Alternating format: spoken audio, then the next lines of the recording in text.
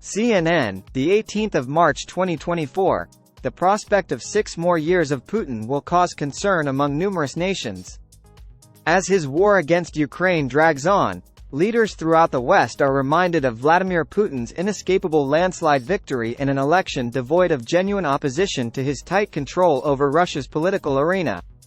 However, Putin's rejection of a global order led by Xi Jinping, the leader of China, and other world leaders who stand to gain from Putin's rejection of a Western-led international order will applaud his triumph. West will help other leaders, like Chinese President Xi Jinping, who will applaud his win.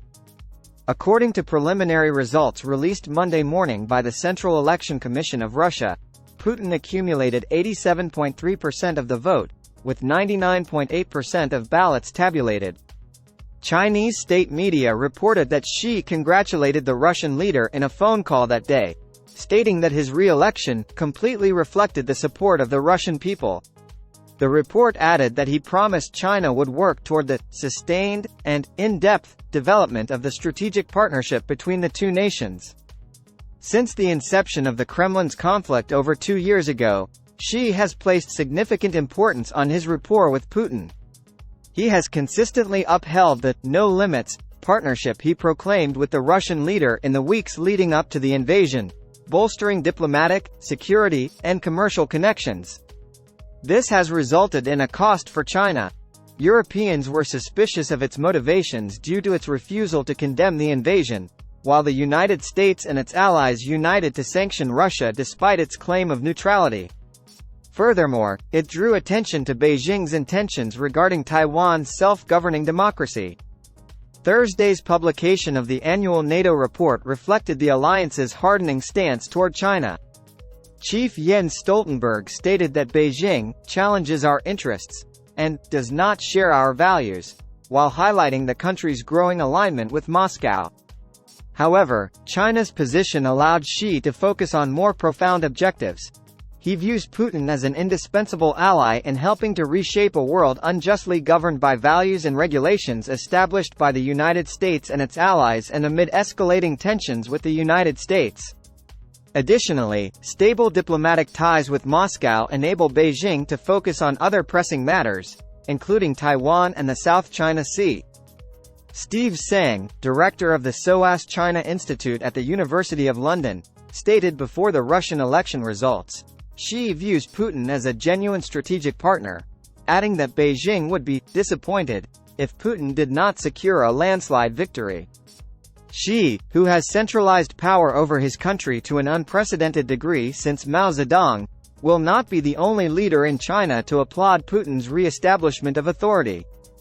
Putin and Kim Jong-un of North Korea met recently in the Far East of Russia during a rare overseas journey that, according to the United States, was primarily about Moscow purchasing munitions from Pyongyang.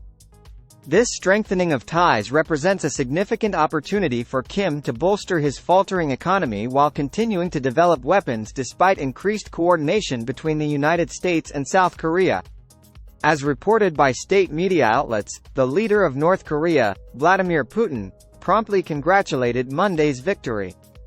An Iranian government battered by sanctions, which has been supplying Russia with drones and ammunition and expanding its cooperation with the country, also benefits from a continuation of the Putin regime.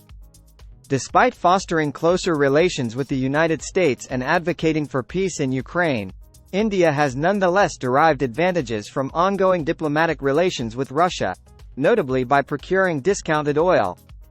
Other governments in the Global South have also sought to strengthen alliances with Russia despite their support for peace in Ukraine and the economic repercussions of the conflict. Contradictory global order.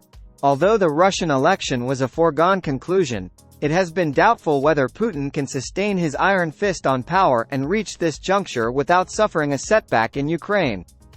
The Russian leader has persevered despite an apparent lapse in judgment regarding the swift success of what his government continues to refer to as a special military operation in Ukraine.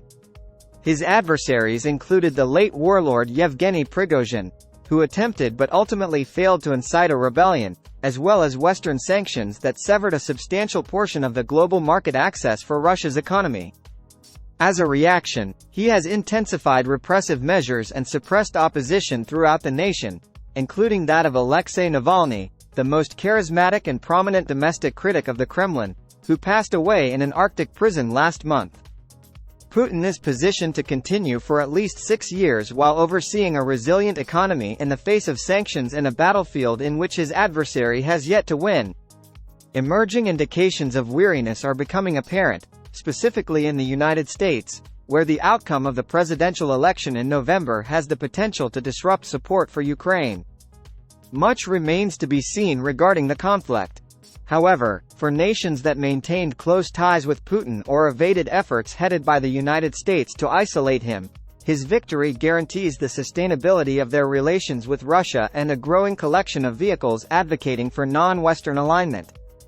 As chief of the BRICS grouping of major developing economies, Russia will host the organization's annual summit this year. Since 2011, the organization has comprised South Africa, Brazil, Russia, India, and China. As of the beginning of this year, that number had nearly doubled to incorporate Iran, the United Arab Emirates, Ethiopia, and Egypt.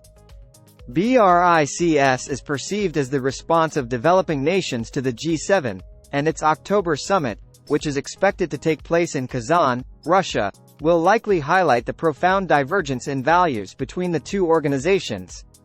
Following its annexation of Crimea in 2014, the G7 countries expelled Russia from the G8, which had been in place at the time, and bailed on its summit scheduled for that year in Sochi. Putin's perception in certain regions differs from that in the West for a variety of reasons. The emergence of middle powers that oppose American dominance in global affairs, the desire for a world order that does not denigrate authoritarian or repressive states, or economies' pursuit of economic development being motivated by economic pragmatism alone. Many of these nations have been significantly estranged from the United States due to its support for Israel, particularly in light of the ongoing destruction in Gaza, and China's eminent criticism of the treatment of Palestinians has reverberated throughout a large portion of the global South. Putin, conversely, has portrayed the BRICS as constituents of an expanding movement that challenges the established order, even in terms of economic influence. He stated in his State of the Union address towards the end of last month that, regardless of future developments, including the situation in Ukraine, this objective reality will not change. Later, as he enters his new term, he emphasized a point of view that he will likely want both allies and adversaries to contemplate. A durable international order is impossible without a strong and sovereign Russia. Be vigilant, Beijing, China. However, this does not imply that nations with ties to Moscow are not closely monitoring the situation in Ukraine. This may be particularly true regarding China, Russia's preeminent strategic partner. On Monday, Chinese state media credulously reported the election results. One headline from the official news agency Xinhua praised Russia's consistently progressing political process, while another lauded Putin's pledge to continue advancing national development. The news coverage also highlighted Putin's remarks regarding China from a news conference on Sunday evening. In those remarks, he reiterated his support for Beijing's claim to Taiwan, a self-governing democracy, and referred to the coincidence of state interests between the two nations. China has substantially benefited from the conflict and is poised to sustain such advantages so long as it does not experience a recurring pattern of Russian defeat. Since the invasion, Chinese consumers have consumed record quantities of Moscow's crude oil in 2023, and exports of automobiles and home electronics to Russia have increased, driving trade to an all-time high and bolstering Chinese yuan-denominated currencies. Xi has leveraged the conflict in Ukraine to promote his alternative system for global security, albeit one that is somewhat ambiguous. Conversely, the U.S. government's waning emphasis on this matter benefits China. On the other hand, Beijing asserts that it is, vigilantly, striving to resolve the conflict to establish itself as a mediator. To promote a negotiated resolution, it dispatched a special envoy for Eurasia, Li Wei, on 2 tours to Russia, Ukraine, and other European countries. The second of these tours concluded last week. Chinese foreign policy analysts, including Wang Yiwei of Renmin University, assert that Beijing is apprehensive about the possibility of further European countries becoming directly entangled in the conflict and nuclear escalation, a menace that Putin has recently reaffirmed. At this time, Li Wei is particularly concerned with preventing the conflict from escalating, he told CNN. However, throughout much of Europe, Li, a former Russian ambassador, and other Chinese officials are regarded as merely presenting a plan whose success would benefit Putin.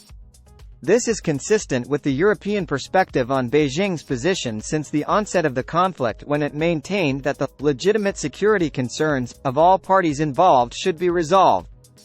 At present, with mounting global pressure to resolve the conflict, the outcome of this weekend's Russian election, which cannot be predicted, will likely strengthen the conviction in Beijing and certain other non-Western capitals that their support for Putin was justified.